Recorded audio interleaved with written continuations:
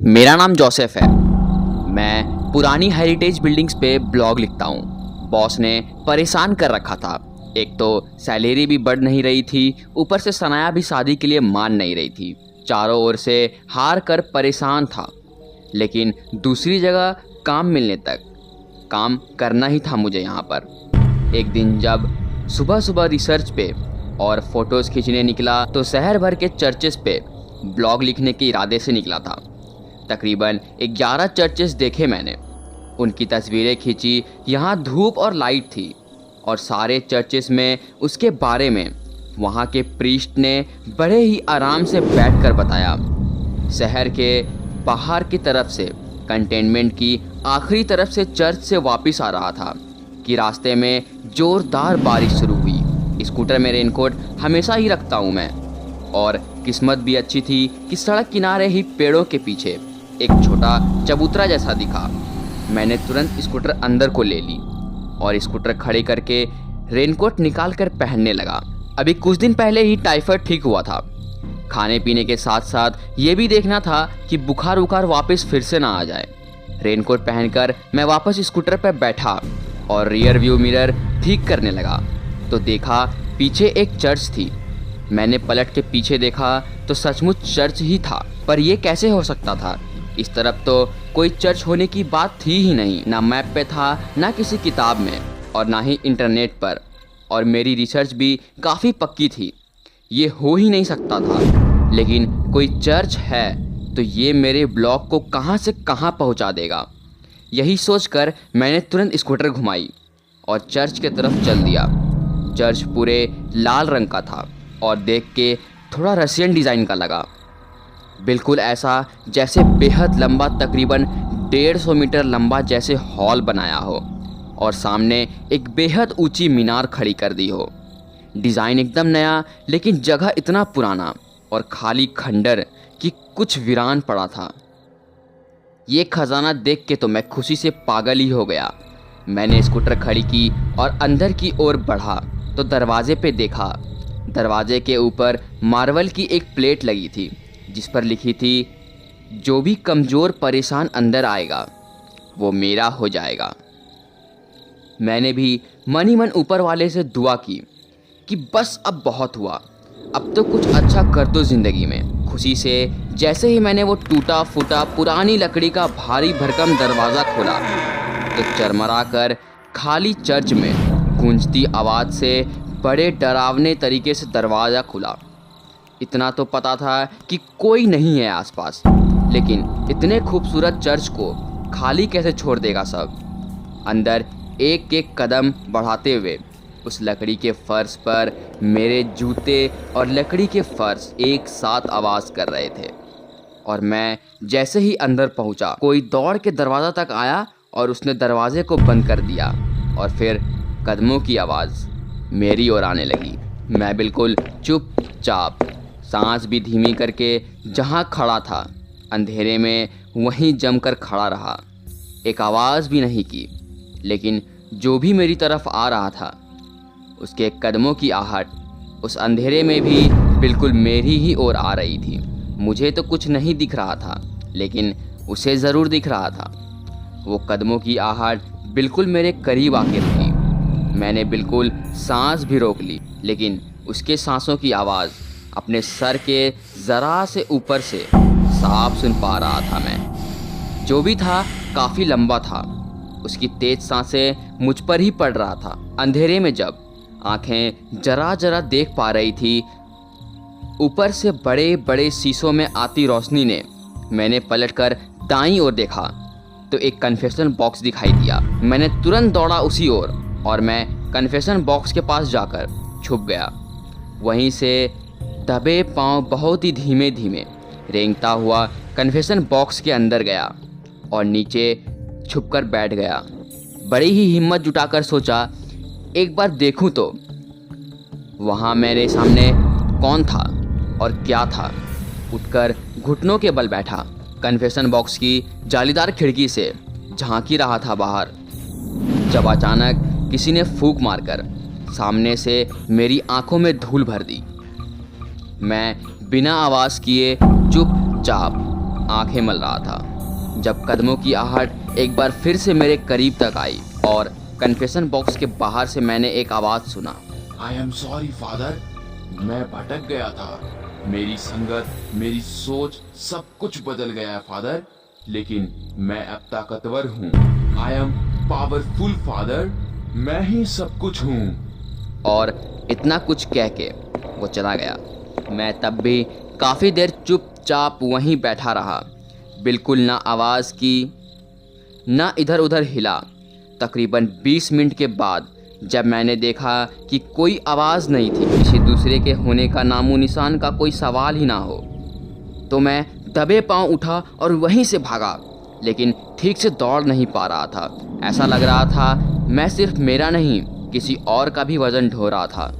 बेहद भारी भारी सा लग रहा था मुझे। मैंने खुद को ध्यान से देखा तो मेरी आंखें हैरानी से फैलती चली गई। मैंने एक पादरी का चोला पहना हुआ था। ये मैंने कब पहना? मैं तो यहीं खड़ा था और भाग के कन्फेशन बॉक्स में गया। मैंने ये कब पहना? मुझे ये समझ नहीं आ रहा था। मैंने वही किया जो कोई भी मेरे जगह करता। उसे उतार कर मैंने तुरंत फेंक दिया और वो चोला ज़मीन पर गिरते ही अपने आप कोई उसे घसीट कर दूसरी ओर ले जाने लगा और एक दरवाजे के पास जाकर रुक गया। दरवाज़ा थोड़ा सा खुला और वो चोला जैसे ही किसी ने अंदर खींचा तो दरवाजे की जोर से बंद होने की एक आवाज़ आई। अब वहाँ एक भी पल रुकना बेवकूफ़ी थी। मैं तुरंत चर्च के दरवाजे तक भागा। दरवाज़ा तो था भारी भरकम, लेकिन जर्जर हो चुका था। मैंने पूरी ताकत से 2-3 लातें मारी, दरवाजे टूटकर बिखर गया और मैं वहाँ से दौड़ते हुए भागा।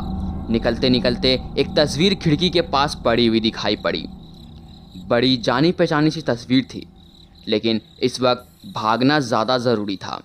मैंने स्कूटर स्टार्ट की और वहाँ से तेज़ी से निकला, लेकिन कुछ आगे गया तो गाड़ी रोक के सोचा, वो तस्वीर तो मेरे चाचा की थी। वो भी तो प्रीस्ट थे। उनकी अचानक ही मौत हुई थी, लेकिन कभी किसी ने इसके बारे में मुझे बताया ही नहीं था। और जब तक मैं बड़ा हुआ, समझने के काबिल हुआ, तब तक मैंने कभी इस पे ध्यान नहीं दिया। मेरे दिल, मेरे हिम्मत और दिमाग की जंग चल रही थी और आखिरकार मेरी हिम्मत जीत गई। मैंने स्कूटर घुमाई और चर्च की ओर वापस लौटा। चर्च तक पहुंचा तो पूरे माहौल में सिर्फ सीलन और सड़न की बदबू थी। चर्च के बाहर तो फिर भी ठीक था, लेकिन चौखट लांघते ही मुझे जैसे उल्टी ही आ गई थी। कुछ देर पहले चर्च तो साफ सुथरा बिल्कुल ठीक ठाक था, वो अब टूटा फूटा और गंदी बदबू से भरा था। लकड़ी का फर्श काफ़ी जगह से टूटा हुआ था। अंदर से कभी चूहे निकलते और बाकी कीड़े मकोड़े, और जो साथ में दिखा, ऐसा महसूस हो रहा था जैसे पूरे बदन में खाल के नीचे से सांप रेंग रहे थे।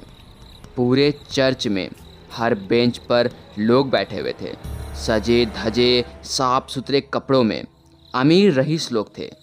सबके माथे पर एक 5 कोनों वाला सितारा बना हुआ था।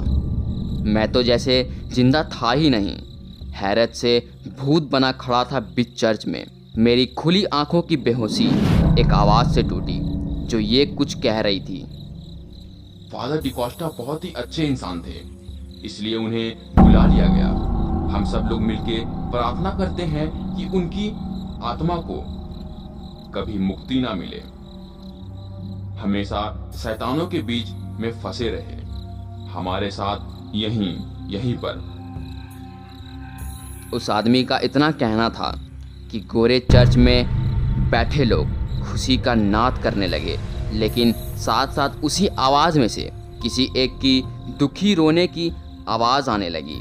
मैंने आवाज़ की ओर देखा तो आवाज़ उसी कमरे से आ रही थी जहां वो चोला अपने आप खींचकर अंदर गई थी। मैंने अंदर देखा तो मेरे सामने मेरे चाचा फादर डिकोस्टा बैठे रो रहे थे।